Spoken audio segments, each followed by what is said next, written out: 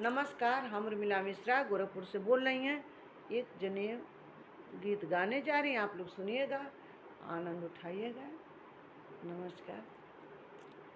हे सड़िया बिकेले छव धरिया त चारो कोने हरिहर, हे से हो सड़िया पेनेली कावनी बुआ देव मानावेली,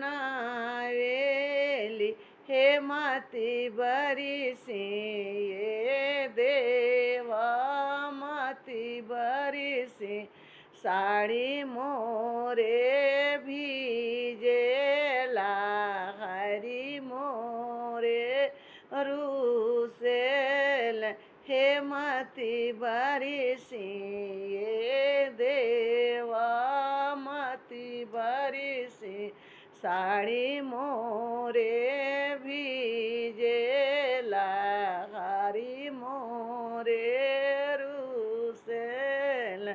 नमस्कार।